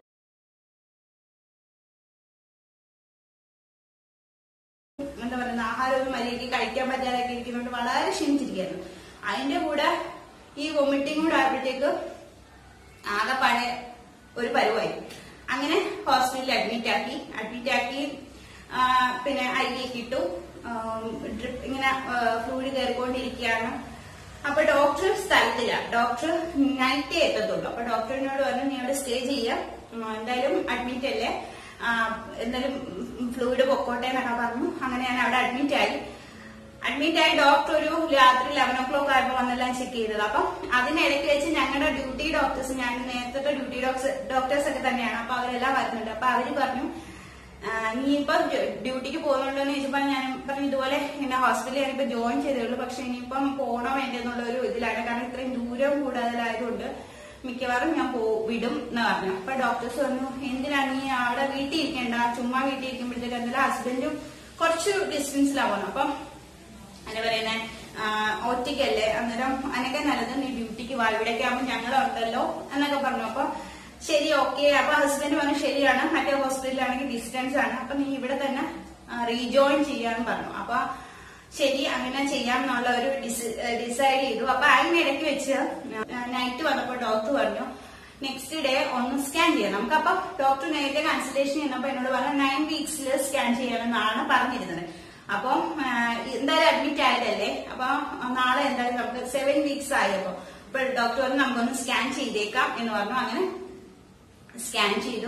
സ്കാൻ ചെയ്തപ്പോഴാണ് അടുത്തൊരു ടിസ്റ്റ് നടന്നത്. അതായത് സ്കാൻ ചെയ്തപ്പം സ്കാനിങ്ങിൽ ആണെങ്കിലും അവിടെ എല്ലാവരും എനിക്ക് അറിയാവുന്നവരൊക്കെയാണ്. അപ്പം സ്കാൻ ചെയ്ത ഡോക്ടറുമായിട്ട് എനിക്ക് പരിചയമില്ല, കാരണം അവിടെ എന്ന് പറയുമ്പോൾ സ്കാൻ ചെയ്യുന്ന ഡോക്ടേഴ്സ് വന്നു പോവുകയാണ് ചെയ്യുന്നത്, അപ്പൊ നമ്മളുമായിട്ട് അത്ര അറിയുന്നവരല്ല. അപ്പൊ സ്കാൻ അവിടെ നിന്ന് ടെക്നീഷ്യൻ പറഞ്ഞു ഇവിടെ വർക്ക് ചെയ്ത സ്റ്റാഫ് ആണെന്നൊക്കെ പറഞ്ഞിരുന്നു, എങ്കിൽ പോലും നമുക്ക് അത്ര അറിയാത്തതുകൊണ്ട് അവരും അത്ര ഇതില്ല. അപ്പൊ പുള്ളിക്കാരൻ സ്കാൻ ചെയ്തു. അപ്പൊ എനിക്ക് TVS അല്ല ചെയ്ത, അബ്ഡോമിനൽ സ്കാൻ ആണ് പുള്ളിക്കാരൻ ചെയ്തത്. സ്കാൻ കഴിഞ്ഞ ഉടനെ ഡോക്ടർ അങ്ങോട്ട് പോയ ഉടനെ ഈ സ്കാൻ ടെക്നീഷ്യൻ എന്നോട് വന്ന് പറഞ്ഞു സിസ്റ്ററെ പിന്നെ കുഞ്ഞൊക്കെ നല്ല ഹെൽത്തിയാണ്, ഹാർട്ട് ബീറ്റ് ഒക്കെ വന്നിട്ടുണ്ട് എന്ന് പറഞ്ഞു. വളരെ ഹാപ്പി ആയിട്ട് ഞാൻ തിരിച്ച് വാടിപ്പോയി അവിടെ കിടക്കുകയാണ്. അപ്പോ ഞാൻ എന്റെ ഹസ്ബൻഡിനോട് പറയുന്നുണ്ട്. അപ്പൊ ഹസ്ബൻഡ് വീട്ടിലെ സാധനം എടുക്കാനോ എന്തിനും പോയി. ഞാൻ പറഞ്ഞു ഇതുപോലെ എല്ലാം ഓക്കെ ആണ് എന്ന് പറഞ്ഞു. തൊട്ട് പുറകെ കുറച്ചു സമയത്തിന് ശേഷം എന്റെ കൺസൾട്ടന്റ് അപ്പൊ സോറി ഞാൻ ഫാൻ ഇട്ടിട്ടുണ്ട്, സൗണ്ട് കേൾക്കുവാണെങ്കിൽ ഭയങ്കര ചൂട്, ഫാൻ ഇടാൻ നിൽക്കാൻ വയ്യ. അപ്പൊ അങ്ങനെ എന്റെ കൺസൾട്ടന്റ് പെട്ടെന്ന് ഓടി വന്നിട്ട് ആശ ഇപ്പൊ ഓക്കെ അല്ലേ, വേറെ പെയിനോ അങ്ങനെ ഉണ്ടെങ്കിൽ തോന്നുന്നുണ്ടോ എന്നൊക്കെ ചോദിച്ചു. ഞാൻ പറഞ്ഞില്ല എനിക്ക് യാതൊരു ഇഷ്യൂ ഇല്ല. അപ്പൊ ഡോക്ടർ പറഞ്ഞു നമുക്ക് പെട്ടെന്ന് BTHCG ബ്ലഡ് ടെസ്റ്റ് ഒന്ന് ചെയ്യണമെന്ന് പറഞ്ഞു. അപ്പം ഞാൻ പറഞ്ഞു ഓക്കെ എന്ന് പറഞ്ഞു. അപ്പൊ ഡോക്ടർ പറഞ്ഞു ആശ ടെൻഷൻ അടിക്കേണ്ട, ആ ചെറിയൊരു ഇഷ്യൂ ഉണ്ട്, അതായത് നമ്മൾ സ്കാൻ ചെയ്തിട്ട് യൂട്രസില് കുട്ടിയെ കണ്ടിട്ടില്ല, അതായത് കുഞ്ഞ് സാക്കോ അങ്ങനെയുള്ള ഒന്നും യൂട്രസിലില്ല എന്ന് പറഞ്ഞു. അപ്പൊ ഞാൻ പറഞ്ഞു ഇല്ല മാം ഞാൻ കണ്ടതാണ് എന്നെ. അപ്പം ആ ടെക്നീഷ്യന്റെ പേര് പ്രശാന്ത് എന്നാണ്. അപ്പൊ പറഞ്ഞ പ്രശാന്ത് എന്നെ കാണിച്ചായിരുന്നു, ഹാർട്ട് ബീറ്റ് ഒക്കെ ഉണ്ട്. ഡോക്ടർ പറഞ്ഞില്ല, എന്നോട് സ്കാൻ ചെയ്തിട്ട് ഡോക്ടർ വിളിച്ച് ഇൻഫോം ചെയ്താണ്, ഞാൻ പെട്ടെന്ന് ഓടി വന്നതാണ്, ഇങ്ങനെ ഒരു ഇഷ്യൂ ഉണ്ട്, കുട്ടിയെ യൂട്രസിലില്ല എന്നാണ് പറയുന്നത്. അപ്പം പെട്ടെന്ന് നമ്മൾ എത്രയൊക്കെയാണെന്ന് പറഞ്ഞാലും നമ്മൾ എത്രയൊക്കെ അറിവുണ്ടെന്നോ അല്ലെങ്കിൽ എന്തൊക്കെ പഠിച്ചെന്നോ അല്ലെങ്കിൽ എന്താണെന്ന് വെച്ചാണെങ്കിലും നമ്മൾ സ്വന്തം കണ്ണുകൊണ്ട് കണ്ടാണെങ്കിൽ പോലും നമ്മൾ ചില സമയത്ത് എന്ന് പറയുമ്പോൾ നമുക്ക് പെട്ടെന്ന് അങ്ങ് എന്താ പറയുന്നത് എന്ത് ചെയ്യണമെന്ന് പറഞ്ഞ ഒരു അവസ്ഥയാവും. ശരിക്കും ആ സമയത്ത് എന്ന് പറയുമ്പോൾ നമ്മുടെ കുഞ്ഞുങ്ങളുടെ കാര്യമാകുമ്പോൾ പ്രത്യേകിച്ച് നമ്മൾ ശരിക്കും ഒരു അമ്മ മാത്രമാവും. നമ്മൾ വേറെല്ലാം നമുക്ക് എന്താ പറയുന്ന ഒരറിവും ഒന്നും അല്ലാത്ത ഒരവസ്ഥയാണ്. അപ്പൊ എനിക്കങ്ങ് സങ്കടം കൊണ്ട് വയ്യ. അപ്പൊ ഹസ്ബൻഡ് പറയുന്നത് നീ കണ്ടേല്ലേ, നീ ടെൻഷൻ ആവണ്ട, കാണും എന്ന് പറയുന്നുണ്ടെങ്കിൽ പോലും എനിക്കെന്തോ എന്ത് വിശ്വസിക്കണം. കാരണം സ്കാൻ ചെയ്ത ഡോക്ടറാണ് പറഞ്ഞത് കാണുന്നില്ല, യൂട്രസിൽ ഒന്നുമില്ല എന്ന് പറഞ്ഞു. എന്ത് ചെയ്യണമെന്ന് പറഞ്ഞു വല്ലാത്തൊരവസ്ഥ. അപ്പൊ BTICG എല്ലാം ചെയ്ത് BTICG എല്ലാം ഭയങ്കര പെർഫെക്റ്റ് ആണ്. അപ്പം പിന്നെ എന്താണ് ട്യൂബൽ പ്രഗ്നൻസി ആണോ എന്നൊരു ഡൗട്ട്. അപ്പം പ്രഗ്നൻസി ഇപ്പൊ 7 വീക്സ് ആയി, BTICG എല്ലാം നല്ല പെർഫെക്റ്റ് ആണ്, എന്ത് ചെയ്യും എന്നുള്ള ഒരു വല്ലാത്തൊരു സിറ്റുവേഷൻ. പിന്നെ നെക്സ്റ്റ് ഡേ നമ്മൾ വെയിറ്റ് ചെയ്യുവാണെങ്കിൽ പിന്നെ നെക്സ്റ്റ് ഡേ സ്കാൻ ചെയ്യാൻ പറ്റത്തോളം എന്നൊരു സിറ്റുവേഷൻ. അപ്പൊ ഞങ്ങൾ പറയും വേണ്ട, നമുക്ക് ഇപ്പൊ തന്നെ രണ്ടാമതൊരു സ്കാൻ കൂടെ എടുക്കാന്ന് പറഞ്ഞു. അങ്ങനെ വീണ്ടും സ്കാനിങ്ങിന് വേണ്ടി പോയി. പിന്നെ രണ്ടാമത് ചെയ്തത് ട്രാൻസ്വജൈനൽ സ്കാനാണ്. ചെയ്തപ്പോ ഒരു കുഴപ്പമില്ല. അത്രയും നേരം ടെൻഷൻ അടിച്ച് ഞാൻ കരഞ്ഞല്ല വെറുതെ. അപ്പോഴത്തേക്ക് എന്റെ ഒരു സ്വഭാവം ഉണ്ട്, എന്തെങ്കിലും ഒരു ചെറിയ ഇഷ്യൂ ആണെങ്കിലും പെട്ടെന്ന് തന്നെ വീട്ടിൽ വിളിച്ചു പറയും. എനിക്ക് വിളിച്ചു പറയാതെ എനിക്ക് സമാധാനം കിട്ടത്തില്ല. അതിപ്പോ എന്റെ കാര്യം മാത്രമാണോ തരത്തില്ല, എനിക്കറിയാം എന്റെ വീട്ടിൽ വിളിച്ചു പറഞ്ഞാൽ ഭയങ്കര ടെൻഷൻ ആവർത്തിക്കണം. പക്ഷെ എന്നാലും എന്റെ മനസ്സനുവദിക്കത്തില്ല. അവരോടൊന്ന് വിളിച്ചു പറഞ്ഞ് സംസാരിച്ചാലേ എനിക്ക് ഒരു സമാധാനം. അപ്പൊ അച്ഛനെ വിളിച്ചു, അച്ഛനോട് പറഞ്ഞിട്ട് ഞാൻ കരയുക. അപ്പൊ അത് കേൾക്കുമ്പോ അച്ഛനും സങ്കടം, അച്ഛനും കരയാം. എന്തായാലും രണ്ടാമത് സ്കാൻ ചെയ്തു. അപ്പൊ ഞാൻ ഒരു നിമിഷം കൊണ്ട് ദൈവമേ എനിക്കെന്തെങ്കിലും സംഭവിക്കുമോ, എന്റെ മോൻ നാട്ടില് അവനെ ഒന്ന് കാണണം, എന്തൊക്കെയാണോ എനിക്ക് തോന്നിയതെന്ന് എനിക്ക് തന്നെ അറിയത്തില്ല. അങ്ങനെ ഒരു സിറ്റുവേഷൻ. അതെല്ലാം കഴിഞ്ഞു. ഞാൻ ഭയങ്കര എന്താ പറയാ, നമ്മൾ സ്വന്തം കാര്യം വരുമ്പോഴത്തേക്കും ഭയങ്കര സെൻസിറ്റീവ്. നിങ്ങൾ പലരും പറയാറുണ്ട് ചേച്ചി എനിക്ക് ഭയങ്കര ടെൻഷൻ എന്നൊക്കെ പറയുമ്പോൾ നിങ്ങളെ സമാധാനിപ്പിക്കുമെങ്കിലും നമ്മൾ സ്വന്തം കാര്യം വരുമ്പോഴത്തേക്കും നമുക്ക് ചില സമയത്ത് നമുക്ക് സ്വയം കൺട്രോൾ ചെയ്യാൻ പറ്റാത്ത ഒരു അവസ്ഥ വരും. പക്ഷെ എന്താ പറയുന്നത്, ചില സമയത്ത് നമുക്ക് എന്തെന്നില്ലാത്ത ഒരു ശക്തി കിട്ടുകയും ചെയ്യും. അങ്ങനെ ഒരു സിറ്റുവേഷൻ എനിക്ക് ഉണ്ടായിട്ടുണ്ട്. അത് ഞാൻ വേറൊരായിട്ട് പറഞ്ഞുതരാം. അപ്പൊ അങ്ങനെ അതെല്ലാം കഴിഞ്ഞു. എനിക്ക് പ്രഗ്നൻസി എല്ലാം സേഫ് ആണെന്നെല്ലാം കണ്ടു. അത് കഴിഞ്ഞ് കണ്ടിന്യൂ. അപ്പം പിന്നെ ഞാൻ എന്റെ അവിടുത്തെ ഇൻചാർജ്, അപ്പൊ അവിടുത്തെ നഴ്സിംഗ് സൂപ്രണ്ട് ആയിരുന്ന സിസ്റ്റർ ഞങ്ങളുടെ നേരത്തെ ഒരു സീനിയർ സിസ്റ്റർ തന്നെയാണ്. അപ്പം പുള്ളിക്കാരോട് ഞാൻ ചെന്നിട്ട് പറഞ്ഞു ഇതുപോലെയാണ് എന്റെ സിറ്റുവേഷൻ. അപ്പൊ ഇവിടെ ഡോക്ടേഴ്സ് എല്ലാം പറയുന്നത് ഇവിടെ തന്നെ കണ്ടിന്യൂ ചെയ്യാനെന്ന് പറയും, റീജോയിൻ ചെയ്യാൻ പറഞ്ഞു. അപ്പം സിസ്റ്ററോട് ഞാൻ മാനേജ്മെന്റുമായിട്ടൊന്ന് സംസാരിക്കട്ടെ, അതിനുശേഷം പറയാമെന്ന് പറഞ്ഞു. അപ്പൊ മാനേജ്മെന്റിനോട് സംസാരിച്ചപ്പോൾ അവർ ഓക്കെ. കാരണം എനിക്ക് ആ സമയത്ത് എക്സ്പീരിയൻസ് ആയിരുന്നു. അപ്പം അവിടെ സീനിയർ സ്റ്റാഫ് കുറവായതുകൊണ്ട് അവർ പറഞ്ഞു ഓക്കെ പറഞ്ഞു. അങ്ങനെ ഞാൻ കയറി. പക്ഷെ കയറി കഴിഞ്ഞതിന് ശേഷം അടിപൊളിയായിരുന്നു എന്ന് പറഞ്ഞാൽ മതി. കാരണം നേരത്തെ എന്ന് പറയുമ്പോൾ ഒരുപാട് സീനിയർ സ്റ്റാഫ് ഉണ്ടായിരുന്നു. അപ്പോൾ നമുക്ക് എന്ത് കാര്യത്തിന് ഹെൽപ്പ് ചെയ്യാൻ ആളുണ്ടായിരുന്നു. പക്ഷെ രണ്ടാമത് കയറിയ സമയത്തെന്ന് പറഞ്ഞാൽ വളരെ ചുരുക്കം സ്റ്റാഫേ ഉള്ളൂ. അതും സീനിയർ സ്റ്റാഫ് വളരെ കുറവാണ്, ബാക്കിയെല്ലാം ജൂനിയർ സ്റ്റാഫുകളാണ്. അപ്പൊ നമുക്ക് എന്ത് ചെയ്യാൻ പറ്റാത്ത ഒരു അവസ്ഥ. അപ്പം ഫസ്റ്റ് ശരി ഞാൻ വാർഡിലെ കാര്യങ്ങൾ നോക്കാം എന്നുള്ള വരുന്ന. അപ്പം അവിടെ എല്ലാവരും എന്നോടൊരു പ്രത്യേക പ്രഗ്നൻസിയും കൂടെ പ്രത്യേക കെയർ ഉണ്ട്. നമ്മുടെ നേരത്തെ സ്റ്റാഫൊക്കെ തന്നെയാണ്. അപ്പൊ അവർ ഏറ്റവും അത്ര പാടില്ലാത്ത തരത്തിൽ എനിക്ക് ചെയ്യാൻ പറ്റുന്ന ഒരു ഇത്. അപ്പൊ 3 ഷിഫ്റ്റ് നമ്മൾ ചെയ്യണം. പക്ഷെ ചില ഷിഫ്റ്റിൽ ചില സമയത്ത് നല്ല റഷ് വന്നു കഴിയുമ്പോൾ നമുക്ക് ആർക്കും അങ്ങോട്ടേക്ക് ഹെൽപ്പ് ചെയ്യാൻ പറ്റാത്ത ഒരു സിറ്റുവേഷൻ ആവും. അപ്പൊ ആ സമയത്താണെങ്കിൽ ഡെങ്കുവിന്റെ സീസണാണ്. ഹോസ്പിറ്റലിൽ ഫുള്ളായി, അത്രമാത്രം ഡെങ്കു കേസാണ് വന്നുകൊണ്ടിരിക്കുന്നത്. അപ്പൊ ആ സമയത്തൊന്നും ചെയ്യാൻ പറ്റത്തില്ല. അതിന്റെ കൂടെ ചില ആൾക്കാരെന്ന് പറഞ്ഞാൽ ഡെങ്കു തന്നെ ഭയങ്കര ക്രിട്ടിക്കലായിട്ട് അതിന്റെ പ്ലേറ്റ്ലെറ്റ് കൗണ്ട് കുറഞ്ഞു പോവുക അങ്ങനെ. അപ്പൊ എന്റെ ഒരു ഇതെന്ന് പറഞ്ഞാൽ ഞാൻ എത്ര വയ്യാന്ന് പറഞ്ഞാലും ശരി, ഞാൻ ഹോസ്പിറ്റലിൽ ഡ്യൂട്ടിക്ക് കയറി കഴിയുമ്പോഴത്തേക്ക് ഞാൻ അതെല്ലാം അങ്ങ് മറക്കും. അപ്പം എനിക്ക് തോന്നിയിട്ടുള്ള ഈ വോമിറ്റിങ്, അത്രയും നാളും വളരെ ശക്തമായിട്ട് വോമിറ്റിംഗ് ഉണ്ടായിരുന്ന ഞാൻ പിന്നെ ഹോസ്പിറ്റലിൽ കയറിയതിന് ശേഷം എനിക്ക് അതൊക്കെ അങ്ങ് വിട്ടു. ഞാൻ വീട്ടിൽ വരുമ്പോൾ മാത്രമേ എനിക്ക് ഇങ്ങനെ എന്തെങ്കിലും വൊമിറ്റിംഗ് തോന്നിയാലായി ഹോസ്പിറ്റലിൽ ചെന്ന് കഴിഞ്ഞാൽ എനിക്ക് യാതൊരു പ്രശ്നമില്ല, ഓടി നടന്ന് ജോലി ചെയ്യും. ഇതിനിടയ്ക്ക് ഭക്ഷണം കഴിക്കാൻ പോലും മറന്നു പോകുന്നുള്ള ഒരു ഇതാണ്. അങ്ങനെ ഒരു സിറ്റുവേഷൻ ആയിരുന്നു. അങ്ങനെ ആ സമയത്ത് അങ്ങനെയൊക്കെ പോയി അവസാനമൊക്കെ ആയി.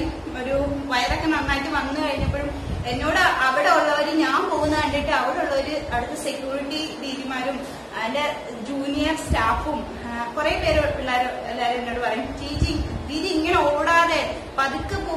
എന്റെ ഒരു നമ്മളെന്താ പറയുന്ന, നമ്മളൊരു വർക്ക് ചെയ്യുമ്പോൾ അത്രത്തോളം ആത്മാർത്ഥമായിട്ട് ചെയ്യും. പക്ഷെ അത് എനിക്ക് തോന്നിയിട്ടുള്ളത് നമ്മൾ ചെയ്യുമ്പോഴും നമ്മുടെ ഉള്ളിലുള്ള കുഞ്ഞിനെ കാര്യം പല സമയത്തും മറന്നു പോകുന്നതുകൊണ്ട് തന്നെ അതിന് വേണ്ടത്ര നമ്മൾ കഴിക്കാറ് പോകും. ഞാനാണെങ്കിൽ ഒരു ദിവസം ഒരു ആഹാരം കഴിക്കാറുണ്ട്. അതായത്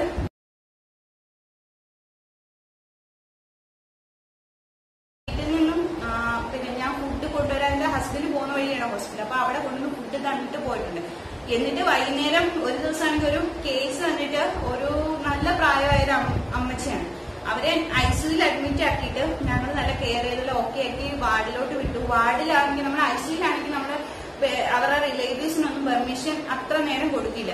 ഇപ്പൊ വാർഡിലോട്ട് ചെന്ന് കഴിയുമ്പോഴാണ് അവർക്ക് ഒരു സമയമുണ്ട്. ആ ടൈമിങ്സിൽ മാത്രമേ നമുക്ക് പേഷ്യൻസിനെ കയറി കാണാൻ സമ്മതിക്കത്തുള്ളൂ. അല്ലാതെ നമ്മുടെ നാട്ടിലെ പോലെ നിൽക്കാനൊന്നും സമ്മതിക്കത്തില്ല. അവർ കയറിയ സമയത്ത് അമ്മച്ചിക്ക് ബിസ്ക്കറ്റ് ഇട്ട് കൊടുത്തു. അപ്പൊ ഡോക്ടർ ഞങ്ങളോട് നേരത്തെ പറഞ്ഞിട്ടുണ്ടായിരുന്നു ആസ്പിറേഷൻ ചാൻസ് ഉണ്ട്, അതുകൊണ്ട് ഭക്ഷണം കൊടുക്കുമ്പോൾ വളരെ ശ്രദ്ധിക്കണം. ആ അമ്മച്ചി എനിക്ക് അവപ്പടെ ഇച്ചിരിയേ ഉള്ളൂ, വളരെ കുഞ്ഞൊരമ്മച്ചി, നല്ല പ്രായമുണ്ട്, 90-95 വയസ്സെങ്ങാനുണ്ട്. അപ്പൊ മരുമകള് ആണോ മകളാണോ അറിയത്തില്ല, വളരെ സ്നേഹത്തോട് കൂടെ വന്ന് അവര് കയറിയ സമയത്ത് അവിടെ ബിസ്ക്കറ്റ് ഇരിക്കുന്നുണ്ട്. ഉടനെ എടുത്ത് അമ്മച്ചിയുടെ വായിലിട്ടു. ഇതേ കിടക്കുന്ന ആസ്പിറേറ്റ് ആയി. അപ്പൊ തന്നെ ബുക്ക് ചെയ്ത് ഐസിയു കൊണ്ടുവന്ന സമയത്ത് അവിടെ അന്ന് പേഷ്യൻസ് കുറവായിരുന്നുകൊണ്ട് ഡ്യൂട്ടിക്ക് സ്റ്റാഫിനെ അലോക്കേറ്റ് ചെയ്തതും വളരെ കുറവായിരുന്നു. ഞാനും എന്റെ കൂടെ ഒരു ജൂനിയർ കൊച്ച് സഹായത്തിന്, അത് മാത്രമേ ഉള്ളൂ. അപ്പം എന്തെങ്കിലും ആവശ്യമുണ്ടെങ്കിൽ എമർജൻസിയിൽ നിന്ന് സ്റ്റാഫിനെ വിളിക്കുന്നുള്ള ഇതിലായിരുന്നു. അങ്ങനെ അമ്മച്ചിയെ കൊണ്ടുവന്നു കഴിഞ്ഞപ്പോഴത്തേക്ക് അമ്മച്ചിക്ക് CPR കൊടുക്കും. CPR കൊടുക്കുന്ന അറിയാലോ നമ്മള്. പിന്നെ അമ്മച്ചി ഏകദേശം ഏതായി. അപ്പം CPR കൊടുക്കണം, ഇൻറ്റുബേറ്റ് വെന്റിലേറ്ററിലാക്കണം. ഞാൻ ഒറ്റയ്ക്ക് ഈ വയറ് എനിക്കങ്ങനെ 7 മാസം പകുതിയായി. ഞാൻ തന്നെ ഓടി നടന്ന് ക്രസ്ട്രോളിയൊക്കെ വരച്ചുകൊണ്ട് വരുന്ന പറഞ്ഞാൽ ഓക്സിജൻ സിലിണ്ടർ എല്ലാം എടുത്തിട്ട് വരിക എന്ന് പറഞ്ഞാൽ ഭയങ്കര ഇതാണ്. ഞാൻ തന്നെ എല്ലാം വലിച്ചെല്ലാം എടുത്ത് കൊണ്ടുപോകുന്നു. അപ്പൊ ഞങ്ങളുടെ ഡോക്ടേഴ്സ് ഒക്കെ വന്നു. അപ്പൊ അന്നത്തെ ദിവസം എന്റെ കഷ്ടകാലത്തിന് അന്ന് ഡ്യൂട്ടിയിലുണ്ടായിരുന്ന ഞങ്ങളുടെ കൂടെ ഉണ്ടായിരുന്ന ഡോക്ടർ എന്ന് പറയുന്നത് അത് ഒരു ഫീമെയിൽ ആയിരുന്നു. അപ്പൊ മെയിൽ സ്റ്റാഫ് ആണെങ്കിൽ നമുക്ക് കുറച്ചുകൂടെ അവർ നമ്മളെ ഇത് ചെയ്യാം. ഫീമെയിൽ സ്റ്റാഫ് ആണെങ്കിൽ നമ്മൾ ഏകദേശം ഒരുപോലെ. പിന്നെ ഞാൻ പ്രഗ്നൻസി ആണ്, അവർ പ്രഗ്നൻസി അല്ല എന്നുള്ള ഒരു ഇതെന്ന് പറയുന്നത്. അപ്പം ആ നിന്ന ഡോക്ടർ ആണെങ്കിൽ പോലും പുള്ളിക്കാരി ജൂനിയറാണ്. അപ്പൊ എന്താ ചെയ്യേണ്ടതെന്നുള്ള ഒരു അവസ്ഥ. ആ സമയത്ത് നമുക്ക് ഇതൊന്നും നോക്കിയിരുന്ന കാര്യമില്ല. അങ്ങനെ ഓടി നടന്ന് ജോലി ചെയ്ത് താഴേന്ന് എമർജൻസിന്ന് ഡോക്ടർക്ക് വന്നു.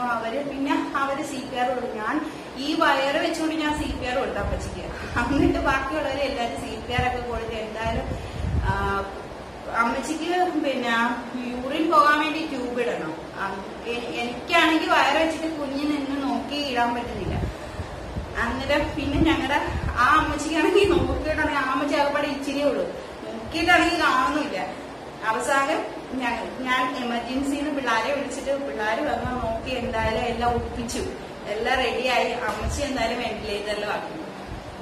അങ്ങനെ അതെല്ലാം കഴിഞ്ഞിട്ട് ഞാൻ ഒരു സൈഡിലോട്ട് പോയി ബെഡിൽ പോയിരുന്ന് അണക്കിയാണ്. അന്നത്തെ ദിവസം ഫുഡൊന്നും കഴിച്ചിട്ടില്ല. പിന്നെ ഏതാണ്ട് 5:30-6 മണിയാകുമ്പോഴത്തേക്ക് അമ്മച്ചിക്ക് ഇത് സ്റ്റാർട്ട് ചെയ്തു, അതായത് ആസ്പിറേഷൻ ആയി. ഒരു 9 മണി 9:30 അപ്പോഴത്തേക്ക് എന്റെ ഹസ്ബൻഡ് എന്നെ വിളിക്കാൻ വേണ്ടി വന്നിരിക്കുകയാണ്. അപ്പൊ ഇത്രയും നേരമായിട്ട് ഞാൻ വീട്ടിൽ പോയിട്ടില്ലല്ലോ.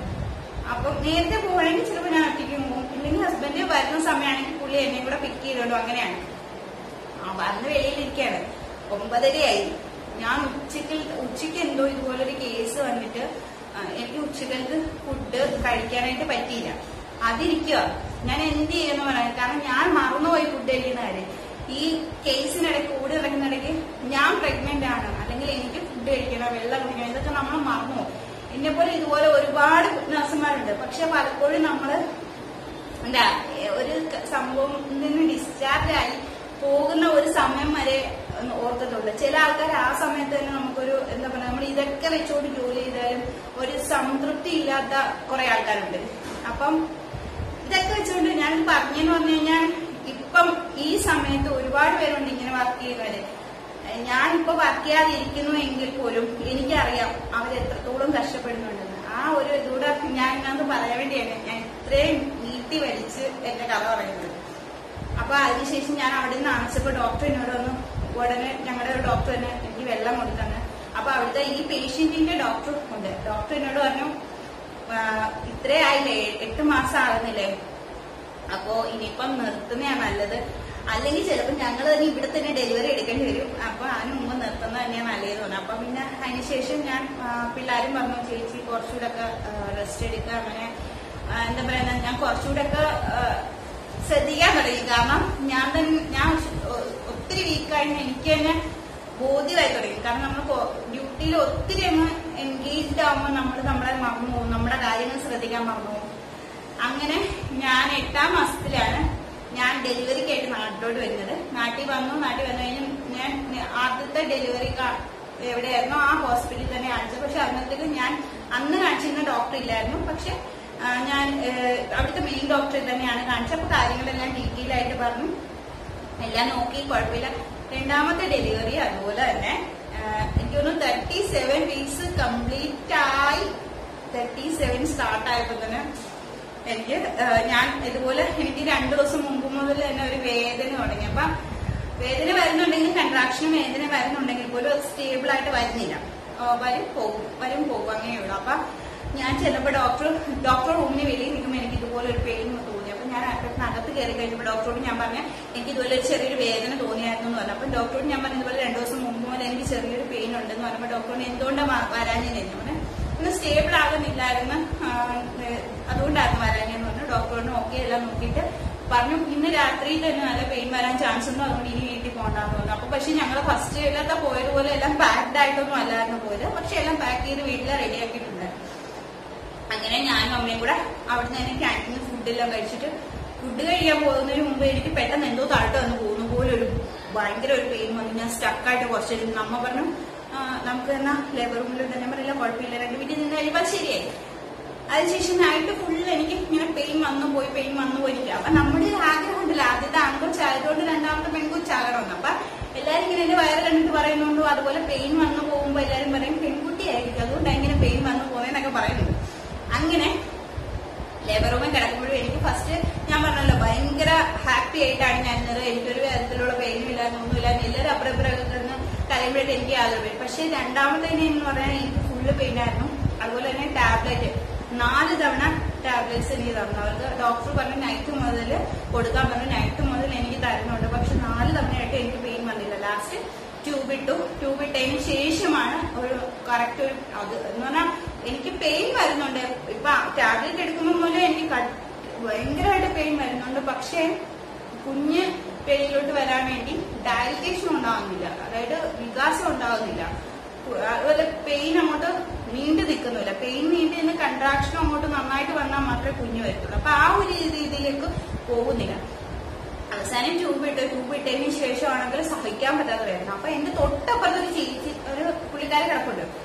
അയ്യോ, ഞാൻ ഇപ്പം പലപ്പോഴും നമ്മള് പല ആൾക്കാരും വീഡിയോയിൽ അത് പറയുന്നത് ഞാൻ കേട്ടിട്ടുണ്ട്. സിസ്റ്റേഴ്സ് ആ വഴക്ക് പറഞ്ഞു, സിസ്റ്റേഴ്സ് അടിച്ചു, അല്ലെങ്കിൽ പിന്നെ ഡെലിവറി റൂമിൽ നിൽക്കുന്ന സിസ്റ്റേഴ്സ് അങ്ങനെയാണ് ഇങ്ങനെയാണല്ല. പക്ഷെ നമ്മൾ ഒരിക്കലും അവരുടെ ഒരു വശത്തൊന്നും ചിന്തിക്കുന്നില്ല. നമ്മൾ പറയാറുണ്ട് ഏറ്റവും വലിയ വേദനയാണ് ഡെലിവറി പെയിൻ എന്ന് പറയുന്നത്.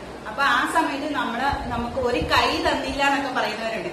അപ്പൊ ഈ കൈ തരാത്തെന്ന് പറഞ്ഞു കഴിഞ്ഞാൽ കൈ നമ്മൾ അത്രത്തോളം നമ്മുടെ എത്രത്തോളം പെയിൻ ഉണ്ടോ അത്രത്തോളം ബലം നമ്മൾ കയ്യിൽ കൊടുക്കും. കൈ ഒടിഞ്ഞു പോകുന്ന പോലത്തിലുള്ള വേദനയായിരിക്കും ആ സമയത്ത്.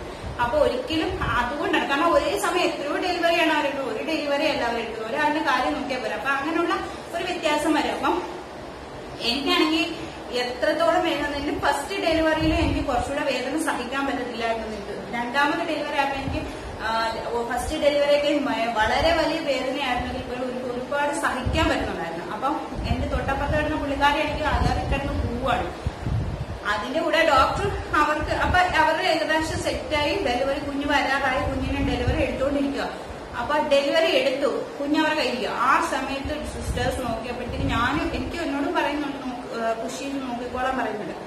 പക്ഷെ അവരെല്ലാരും ആ കുഞ്ഞിന് വേണ്ട ട്രേയും എല്ലാം റെഡിയാക്കി എല്ലാരും അവിടെ നിൽക്കുക. കാരണം എന്റെ ഒന്നും ആയിട്ടില്ല. നോക്കിയപ്പോ പെട്ടെന്ന് എന്റെ ഇത് കുഞ്ഞിന്റെ തല വന്നുകൊണ്ടിരിക്കുക. പെട്ടെന്ന് തന്നെ എനിക്ക് പിന്നെ ഡെലിവറി എടുത്തത് അവിടുത്തെ സിസ്റ്റേഴ്സ് ആണ്. ഡോക്ടർ മറ്റേ പുള്ളിക്കാരിയുടെ എല്ലാം എടുത്തുകൊണ്ടിരിക്കുന്നതുകൊണ്ട് ഡോക്ടർക്ക് ഇങ്ങോട്ട് വരാൻ പറ്റില്ല. പിന്നെ പുള്ളിക്കാരിയുടെ എല്ലാം കഴിഞ്ഞതിന് ശേഷം ആയപ്പോഴത്തേക്കും എനിക്ക് ഡെലിവറി കഴിയുകയും ചെയ്തു. പിന്നെ ബാക്കി എല്ലാം ഫിസിയോട്ടമി എല്ലാം ചെയ്തതെല്ലാം സിസ്റ്റേഴ്സ് തന്നെയാണ്. സ്റ്റിച്ച് മാത്രമാണ് ഡോക്ടർ. അപ്പൊ അങ്ങനെയായിരുന്നു എന്റെ സെക്കൻഡ് ഡെലിവറി എന്ന് പറയുന്നത്. പക്ഷെ സെക്കൻഡ് ഡെലിവറി കഴിഞ്ഞതിന് ശേഷം ഞാൻ ഈ ഫസ്റ്റ് ഡെലിവറി കാണിച്ച അബദ്ധങ്ങളൊന്നും കാണിക്കാത്തതുകൊണ്ട് തന്നെ എനിക്ക് ഫിസിയോട്ടമി പിന്നെന്താ പറയുന്നു യാതൊരു ഇഷ്യൂസും ഇല്ലാതെ പെട്ടെന്ന് തന്നെ കഴിഞ്ഞു. എനിക്ക് ഈ പറഞ്ഞ പോലെ നിപ്പിൾ ക്രാക്ക് ഉണ്ടായില്ല. നമുക്ക് പറയുമല്ലോ എന്ത് കാര്യത്തിൽ എക്സ്പീരിയൻസ് ആണ് ബെസ്റ്റ് ടീച്ചർ അല്ലെ. അപ്പൊ നമുക്ക് മറ്റുള്ളവർ പറഞ്ഞു തരുന്ന അറിവുകൾ വളരെ നിസ്സാരവൽക്കരിച്ച് കളയാതെ നമ്മുടെ ജീവിതത്തിൽ പ്രാവർത്തികമാക്കുകയാണെങ്കിൽ ഇതുപോലെ നമുക്ക് പിന്നീട് ഇതുപോലുള്ള കാര്യങ്ങൾ വരാതിരിക്കും. അതുകൊണ്ട് എനിക്ക് ഫസ്റ്റ് ഡെലിവറി കഴിഞ്ഞതിന് ശേഷം ഉണ്ടായി യാതൊരു ബുദ്ധിമുട്ടുകളും എന്റെ സെക്കൻഡ് ഡെലിവറി കഴിഞ്ഞുണ്ടായില്ല. ഇതാണ് എന്റെ ഡെലിവറി സ്റ്റോറി എന്ന് പറയുന്നത്. പ്രത്യേകിച്ച് അങ്ങനെ ഒന്നും ഉള്ളതായിട്ട് തോന്നില്ല. വളരെ ഈസി ആയിട്ടുള്ള ഒരു ഡെലിവറി. ഇപ്പൊ മനസ്സിലായല്ലോ, ഡെലിവറി എന്ന് പറയുന്നത് വലിയ ആനക്കാര്യമൊന്നുമില്ല. നമ്മള് ആഗ്രഹിക്കാൻ പറയാൻ വിട്ടുപോയ കാര്യം, എന്റെ അപ്പുറത്ത് നടന്ന ചേച്ചിയുടെ കാര്യം പറഞ്ഞില്ലേ, ചേച്ചി വളരെ ഇതായിട്ടുള്ള ഒരു കാര്യം ചെയ്തു. ഫസ്റ്റ് ഡെലിവറി സമയത്ത് തന്നെ സിസ്റ്റർമാര് ഒരു ചവിട്ടി ഒരു സിസ്റ്ററിന് ഒരു ചവിട്ടി കിട്ടി. പുള്ളിക്കാരിക്ക് വേദന കൂടിയപ്പോഴത്തേക്ക് സിസ്റ്റർ പുഷ് ചെയ്യാൻ പറഞ്ഞ സമയത്ത് കൊടുത്തൊരു ചവിട്ടി സിസ്റ്റർക്ക്. അത് കഴിഞ്ഞ് സിസ്റ്റർ പറഞ്ഞു, വഴക്ക് പറഞ്ഞു, ഇങ്ങനെ ചെയ്യാൻ പാടില്ല, നിങ്ങളുടെ കുഞ്ഞ് വെളിയിലോട്ട് വരുന്നതിന് വേണ്ടിയല്ലേ എന്നൊക്കെ സിസ്റ്റർ പറയുന്നുണ്ട്. നിങ്ങളെ പോലെ തന്നെ വേറെ എടുക്കുന്ന ആൾ അപ്പുറത്ത് കിടക്കുന്ന അവര് കരയുന്നില്ലല്ലോ. അത് ഞാനാണ് കേട്ടോ. അവര് കരയുന്നില്ലല്ലോ എന്നൊക്കെ പറയുന്നുണ്ട്. പക്ഷെ എനിക്ക് കരയണമെന്നുണ്ട്. പക്ഷെ പുള്ളിക്കാരുടെ എന്നൊക്കെ കണ്ടു കഴിഞ്ഞിട്ട് എനിക്ക് കരയണമെന്ന് തോന്നുന്നില്ല. അതിനുശേഷം എല്ലാം കഴിഞ്ഞ് ഡെലിവറി എല്ലാം കഴിഞ്ഞ് കിടക്കുന്ന കഴിയുമ്പോഴത്തേക്ക് നമ്മൾക്ക് സിസ്റ്റർ വന്നിട്ട് ബ്ലഡ് എല്ലാം പോകുന്നുണ്ടോ എന്നുള്ള ടെസ്റ്റ് ചെയ്തു. അത് വല്ലാത്ത വേദനയാണ്. അത് ചെയ്ത സമയത്ത്, അതായത് പുള്ളിക്കാരിക്ക് അത് ചെയ്ത സമയത്ത് ആ സിസ്റ്റർക്ക് വീണ്ടും രണ്ടാമതൊരു ചവിട്ടൂടെ കൊടുത്തു. അപ്പൊ നിങ്ങൾ ആലോചിച്ച് നോക്കിയേ, സിസ്റ്റർമാര് ഒരു തിയേറ്റർ നിൽക്കുന്ന ഒരാളിനറിയാം അവർ എത്രത്തോളം എന്താ പറയുന്നത് ഇതുപോലുള്ള ഓരോന്നും ഫേസ് ചെയ്ത്. അവസാനം ആ സിസ്റ്റർ പറഞ്ഞ് എനിക്ക് വയ്യ ഇവരുടെ കാര്യം നോക്കാൻ വേണ്ടി, കാരണം എനിക്കിനി ചവിട്ട് കൊള്ളും. കാരണം നമ്മള് ഈ സ്ഥാനമല്ലാത്ത സ്ഥാനത്ത് ഒരു ചവിട്ട് കൊള്ളുക എന്ന് പറയുന്നത് ശരിയാണ്, നഴ്സുമാരാണ്, അവരുടെ ജോലിയാണ് ചെയ്യുന്നത്, എല്ലാം ശരിയാണ്. പക്ഷെ അവർക്കും ഉണ്ട് ഒരു ലൈഫ് അല്ലെങ്കിൽ ഒരു ഫാമിലി. അവരവരുടെയും കൂടെ ഒരു സ്വയരക്ഷ നോക്കണം അല്ലെ. അങ്ങനെയൊക്കെ ചിലപ്പോൾ ചില സിസ്റ്റർമാരൊക്കെ അങ്ങനെ പറഞ്ഞു പോകുന്നതായിരിക്കും. ചില ആൾക്കാർ അതിനെ വലിയൊരു ഇതാക്കി ഇഷ്യൂ ആക്കി കാണിക്കും. ഞാൻ നഴ്സുമാരുടെ ഭാഗം ന്യായീകരിക്കുകയല്ല, ഞാൻ പറഞ്ഞല്ലോ, എന്നോട് നഴ്സ് പറഞ്ഞപ്പോൾ ഞാൻ പറഞ്ഞ മറുപടി. അപ്പൊ അങ്ങനെയൊക്കെയാണ് ഡെലിവറി എന്ന് പറയുന്നത്. നമ്മള് എപ്പോഴും നമ്മുടെ കുഞ്ഞ് പെട്ടെന്ന് വരാൻ വേണ്ടി നമ്മുടെ വേദന എത്രത്തോളം കഴിച്ചമർത്തി പിടിച്ചുകൊണ്ട് നമ്മൾ നോർമൽ ഡെലിവറിക്ക് വേണ്ടി പ്രയത്നിക്കുക. എല്ലാവർക്കും നോർമൽ ഡെലിവറി ആകണമെന്നില്ല. എന്റെ രണ്ടാമത്തെ ഡെലിവറിക്ക് സമയത്ത് ഞങ്ങൾ കുറെ പേരുണ്ട് അവിടെ. എല്ലാവർക്കും നല്ല പെയിൻ ഉണ്ട്. എന്നേക്കാൾ മുന്നേ പെയിൻ വന്നവരൊക്കെ അവിടെ പെയിൻ എടുത്ത് അങ്ങോട്ടും ഇങ്ങോട്ടും നടക്കും ഫസ്റ്റ് ഡെലിവറിക്ക്. എന്റെ ഡെലിവറി കഴിഞ്ഞതിന് ശേഷം ഈ ആൾക്കാരെല്ലാം സിസേറിയൻ ആക്കി ചെയ്തെടുക്കുന്നത്. കാരണം ഒരു എന്തൊക്കെ നോക്കിയിട്ട് പോലും അവർക്ക് നോർമൽ ഡെലിവറി നടക്കാതെ വന്നപ്പോൾ. അപ്പം നോർമൽ ഡെലിവറി സിസേറിയൻകാരും അത്ര മോശമൊന്നുമല്ല. കാര്യം നോർമൽ ഡെലിവറിയുടെ വേദന എത്രത്തോളം ഉണ്ടോ അത്രത്തോളം സഹിച്ചതിന് ശേഷം സിസേറിയൻ ചെയ്യുന്നവരുണ്ട്. സിസേറിയൻ എന്ന് പറയുന്നത് നമ്മൾ തോന്നും അന്നേരം എളുപ്പമാണ്. പക്ഷെ സിസേറിയന്റെ മുറിവ് ഉണങ്ങുന്ന ആ ഒരു സമയം വരെ നല്ല വേദനയാണ്. നമ്മൾ ഏതൊരു ഡെലിവറി ആണെങ്കിലും അതിനെല്ലാം അതിൻ്റെതായ ഒരു പെയിനും എന്തോന്നൊക്കെയാണ്. ആ പെയിനാണല്ലോ നമുക്ക് നമ്മുടെ മക്കളോട് തോന്നുന്ന ആ ഒരു സ്നേഹം എന്ന് പറയുന്നത്. അപ്പൊ ഈ വളരെ നിസ്സാരമായ എന്നാൽ വലിയ കഥകളൊന്നും ഇല്ലാത്ത ഈ പ്രഗ്നൻസി സ്റ്റോറി ഇഷ്ടപ്പെട്ടെന്ന് കരുതുന്നു. ഇഷ്ടപ്പെട്ടെങ്കിൽ അറിയാലോ, ലൈക്ക് ചെയ്യുക, ഷെയർ ചെയ്യുക, സബ്സ്ക്രൈബ് ചെയ്തിട്ടില്ലാതെ സബ്സ്ക്രൈബ് ചെയ്യുക. അപ്പൊ നമുക്ക് അടുത്ത വീഡിയോ കാണാൻ.